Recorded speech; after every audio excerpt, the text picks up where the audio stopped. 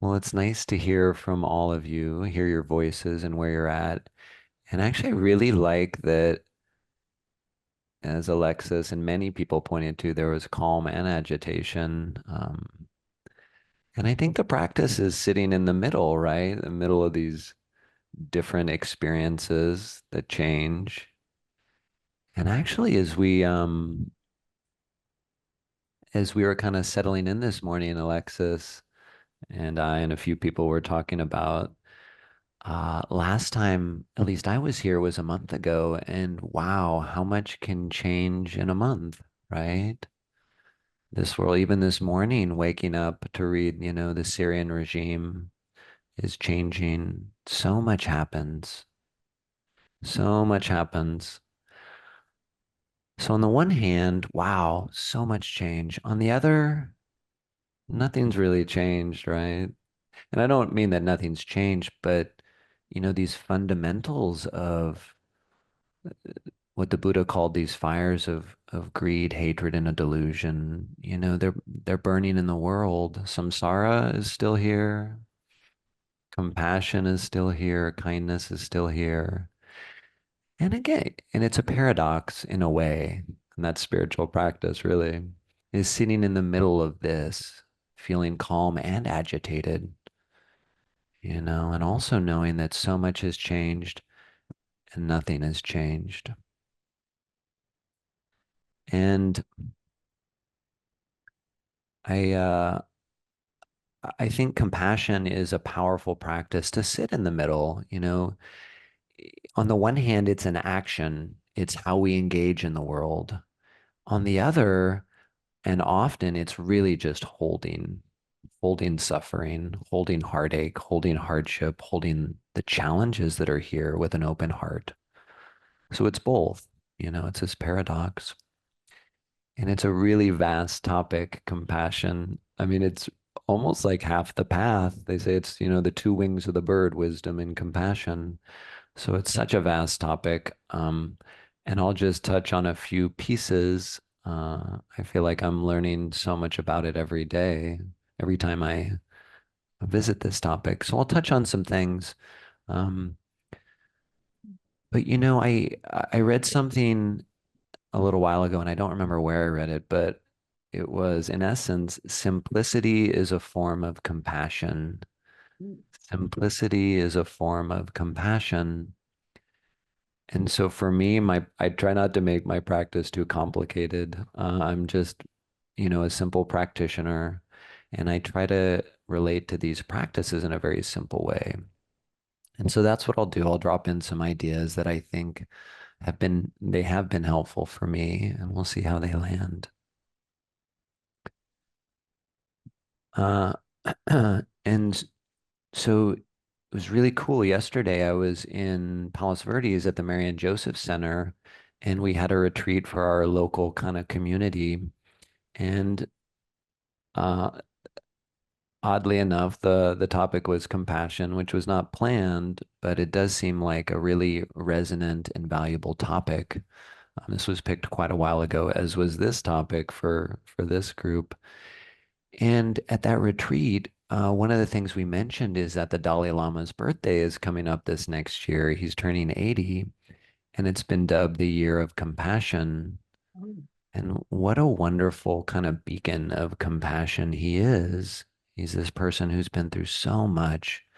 At the age of, what, 15 or 16, his country was invaded, had to shortly afterwards, like in his early 20s, leave, as the spiritual, as the political head of Tibet. And then to watch his culture being erased and to have such joy. He's sitting in the middle, right? Oh my goodness, what an example of how to sit in the middle of it all. And I love it. This is what he wrote or said. He said, speaking of my own experience, I sometimes wonder why a lot of people like me. When I think about it, I cannot find in myself any specially good quality. Oh, no. Uh, Right. I'll maybe we can mute the people online. Although I did like that comment was timely. Um, When I think about it, I cannot find in myself any specially good quality except for one small thing. That is the kind heart, which I try to explain to others and I do my best to develop myself. Of course, there are moments when I do get angry, but in the depths of my heart, I do not hold a grudge against anyone. I cannot pretend that I am able to practice bodhicitta, but it does give me tremendous inspiration. Deep inside me, I realize how valuable and beneficial it is. And so when we talk about this topic of compassion, it's really a compass for our heart, right? It's an inclination, an aspiration. Like the Dalai Lama said, it gives him tremendous inspiration. So we're leaning that way. And of course, we'll not perform perfectly in our lives, but it's a wonderful way in which we can orient ourselves to meet the world with an open heart, with a kind heart. Uh, and it also points to how important, our motivation is in this practice. We touched on it, and I don't do it every time I sit, but I think it is really valuable to touch into our inspiration, our aspiration, our motivation.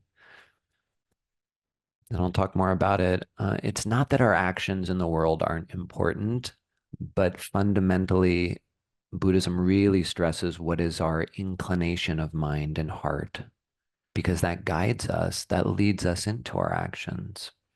And if our motivations are off kilter, then our actions will eventually be too. Um, so one of the images that's tied to compassion is the deity of compassion, Avalokiteshvara. And it's this thousand-armed deity. And all these arms are spread out, thousands. And that deity is holding the suffering of the world. It's the Bodhisattva of Compassion. And this has been really important for me, at least. Those arms are not fixing the world. They're not fixing the world. They're actually holding the world. And that's an important kind of, for me, it's an important point to remind myself. This may be too much. Hopefully, is this being recorded, Bernard? Okay. Well, anyways, uh, my wife and I have been in therapy lately because we found ourselves in this odd situation of raising a teenager, and we're like, wow, this is challenging. And one of the things that this therapist says again and again is, we're not in the fixing business. We're not in the fixing business. And that's been such a great mantra. We're meeting the world, we're holding the world. We're not trying to fix it. By meeting it with an open heart, that will create change. But it's not our job to fix the world. It's our job to meet the world and have an open heart. Um, and again, it's not to say that actions and impacts and effects aren't important, but our very first thing is, really kind of softening and holding. So I want to talk just a little bit about the Brahma Viharas and to back up and talk about Buddhist thought around this. So compassion, karuna, is one of what are called the four heavenly abodes, the four Brahma Viharas. And I'm guessing many of you are very familiar with this and these teachings. So I don't, again, it's a vast topic, but what I wanted to kind of talk about in terms of the Brahma Viharas is that kindness is really fundamental to all of them. That's why the first Brahma Vihara is metta, or loving kindness. And so kindness really is the foundation of the rest of them. When there's kindness in our hearts and we meet suffering, compassion naturally arises. When there's aversion and resistance in our hearts, we meet suffering and it's a different, we often close down, we shield ourselves. Sometimes we need to. It's not to say we don't protect our hearts, but our practice is learning to open those hearts so that we can meet the suffering in the world in a way that's soft and that's holding it. It's not pushing things away.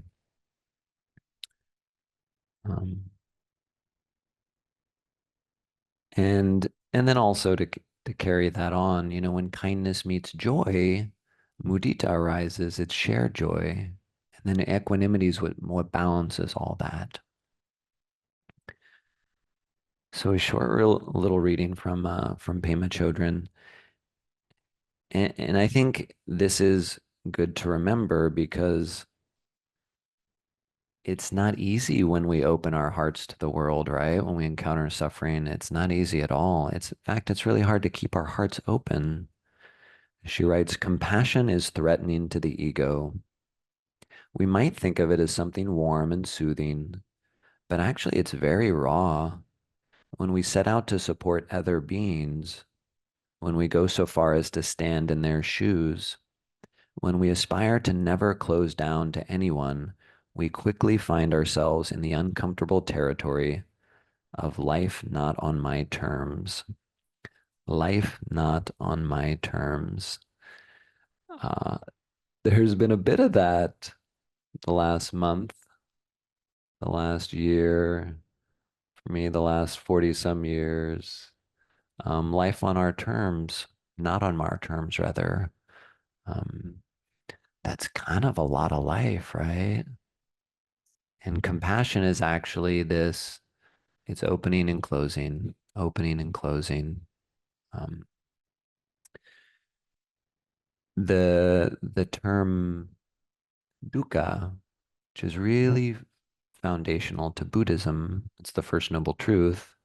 I heard this the other day that the term dukkha, ka actually points to kind of space or spaciousness.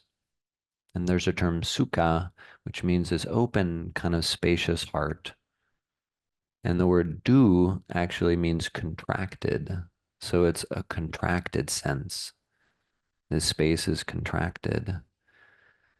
And the reason I bring this up is when our hearts are open and they meet dukkha, suffering, it's natural for them to contract, right? It's natural. But this practice is really about opening our hearts, softening our hearts, and being able to meet in a way that's uncontracted. And that, as Pema Chodron pointed to, is not easy because a lot of times it's not on our terms. So it's a process, it's a practice. And that really is the question with, maybe uh, one of the fundamental questions of practice, but for sure around compassion, how do we keep our hearts open? How do we keep our hearts open? So I want to talk about two kind of ways to do that. And again, I'll keep it kind of simple. Um, but a quick little story. I was on retreat recently, a little over a month ago, and in that retreat, on that retreat, there was a retreatant who was going through a lot. She had a chronic illness, was not going away. She was a caretaker for someone. She had a lot going on, and she'd been practicing for a long time. And during that interview process, the teacher was talking to her, and she was saying, "Oh, I just keep accepting it. I'm accepting what's here. It's just a lot, though. I keep accepting it, but I just feel a lot of anxiety." And the teacher, this is a teaching we've probably all heard 1,000 times.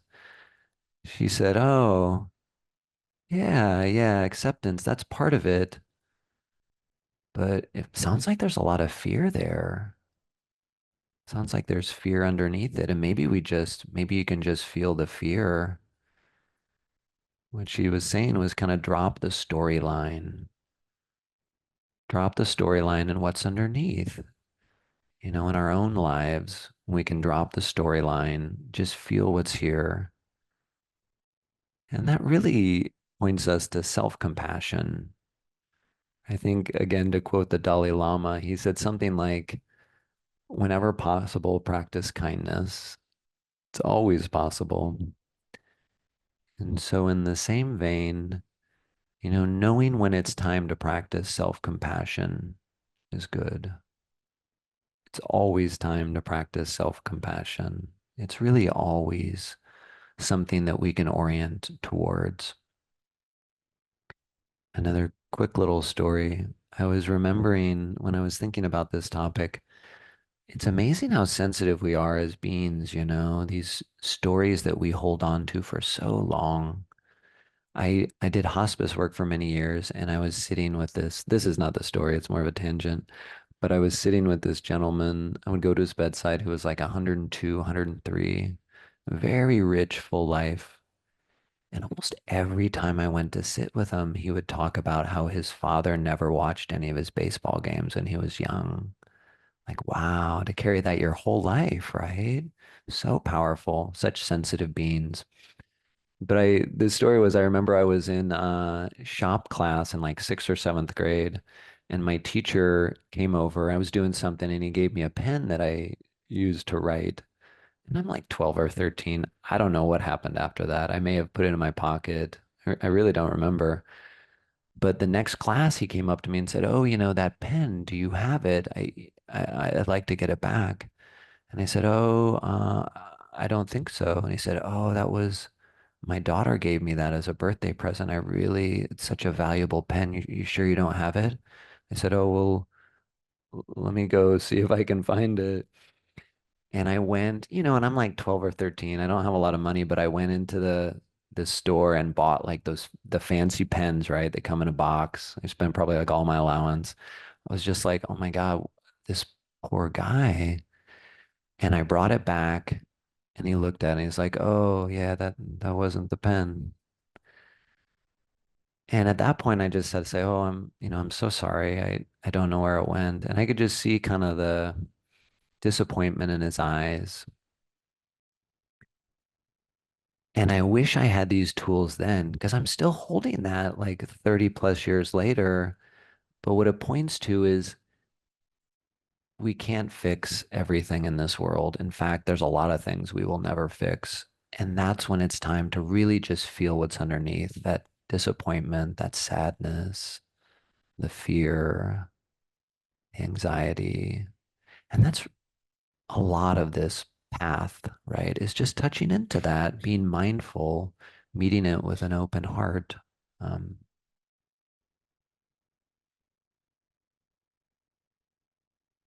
but it's a long road and one with lots of starts and stops. This again from Pema Chodron. She writes, "We can kid ourselves for a while that we understand meditation and the teachings, but at some point we have to face it. None of what we've learned seems very relevant when our lover leaves us, when we lose someone dear, when our child has a tantrum in the supermarket, when we're insulted by our colleague. Instead of calm, wakeful, and egoless, we find ourselves getting more edgy, irritable, and solid. This is an interesting place to find oneself. For the practitioner, this is an exceedingly important place. This place of the squeeze is the very point in our meditation and in our lives where we can really learn something. And so as we walk out of here today, notice when you're in the squeeze, it can be very subtle moments. And I would invite you, if you notice it, that's the mindfulness, but then drop down what's underneath. Can we practice self-compassion in that moment? Whatever's there. And I do want to read this. The last line of this quote is really weird, actually, but I like it. She says, "The truth," said an ancient Chinese master, "is neither like this nor like that. It is like a dog yearning over a bowl of burning oil. She can't leave it because it's too desirable, and she can't lick it because it's too hot." Kind of odd, um, but she's pointing to this practice is sitting in the middle of calm and agitation, of change and no change, really sitting in the middle and bringing this soft, open heart of compassion to it, whatever is unfolding. So I'll end in a minute, but I I did want to also mention, for me there are two powerful pieces of compassion. There are many, but two powerful ones. One is this self-compassion, how we turn compassion kind of inward. And then, of course, how we carry it out into the world. And I would suggest that one of the main ways we can do that is like the thousand-armed deity is just to hold stuff when we encounter it. You know, that's a radical act in itself to meet something and not respond or react. Sorry, to not react, to just hold. Um, a story I really like from Spring Washam's book. She writes, author Leo Buscaglia was asked to judge a contest to find the most caring child. The winner was a 4-year-old whose neighbor had lost his wife. Upon seeing the elderly man cry, the little boy went into the man's yard, climbed into his lap, and just sat there. When the boy's mother asked him what he had said to the neighbor, the boy replied, nothing. I just helped him cry. I just helped him cry. You know, that's a radical act in and of itself when we leave this room and we encounter suffering, just to hold it, not to fix it. You know, we may be able to offer words or actions that are supportive, but just to hold. I think our world actually needs a lot more of that, less othering, less judgment, and just holding. Um, you know, that feels like plenty. I'm gonna let my notes be finished there. And you know, actually, as we end, I'm gonna end. It's not really a poem, but it's more of kind of a I think it's pointing to this compassion. If you want, you can close your eyes and kind of see how it lands. It's really this heart that is open and soft. It's by Judy Cohen. Welcome to this moment. Welcome to whatever thoughts and emotions are arising in this moment in yourself and that you can notice in others. Welcome to concern. Welcome to curiosity. Welcome to anxiety. Welcome to fear. Welcome to thoughts of victory that you might have had. Welcome to thoughts of catastrophe. Welcome to all thoughts and emotions. Welcome to whatever is happening in this moment to evoke these thoughts and emotions for you and for others. It is the truth of what's happening. So thank you so much for your kind attention.